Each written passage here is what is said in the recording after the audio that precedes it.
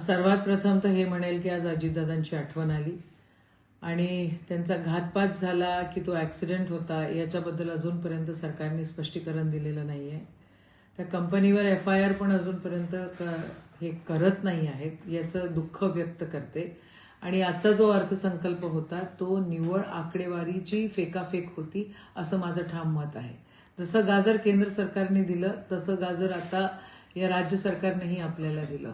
आपल्याला म्हणाले होते की सरसकट कर्जमाफी आणि आता 2 लाखाची फक्त घोषणा केलेली आहे. सरसकट हे लोक देत नाही आहे. मग शेतकऱ्यांची दिशाभूल मोठ्या प्रमाणात या ठिकाणी केलेली आहे.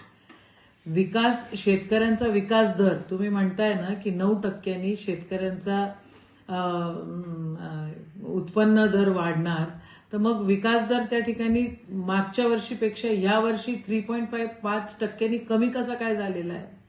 काय करताय? लाडकी बहिणीला म्हटला होता 2100 देणार, ते 1500वरच तुमचं अडकलेलं आहे.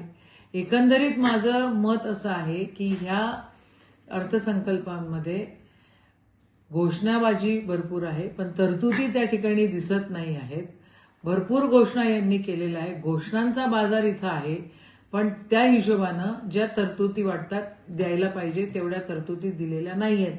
आज साधीची गोष्ट सांगते, आज हॉस्पिटलमध्ये त्या ठिकाणून मला फोन आला आणि आरोग्याचे जे पैसे असतात जे आपण म्हणतोय की आपण देतोय, घोषणा करतोय मोठ्या मोठ्या की एवढे आम्ही तुम्हाला याची आरोग्यामध्ये सेवा करू किंवा एवढी मदत करू. एक पेशंट आमचा त्या ठिकाणी होता आणि त्याला ICUचे पैसे सुद्धा आम्ही तुम्हाला काही मदत करू शकत नाही कारण मागच्याच वेळेसची बिलं दिलेले नाही आहेत. MREGSचे पैशांचं अजून काही नाही. काल परवा आम्ही मेळघाटात होतो, तिथं त्या आदिवासी मंडळींकडे होळी हा सण असतो, त्यांच्यासाठी पण काही नाही आहे. म्हणजे एकंदरीत तुम्ही बघितलं गेलं तर हा घोषणाबाजीचा अर्थसंकल्प मला दिसतोय. अमरावती जिल्ह्यासाठी काही खूप मोठं या ठिकाणी दिसत नाही आहे.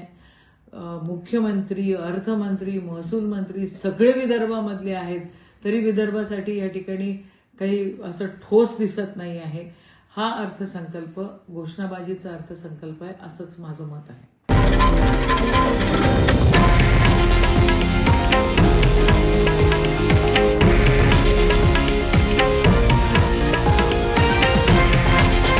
हे आहे देशातील नंबर 1 न्यूज नेटवर्क आणि आपण पाहत आहात TV9 मराठी, एकमेव.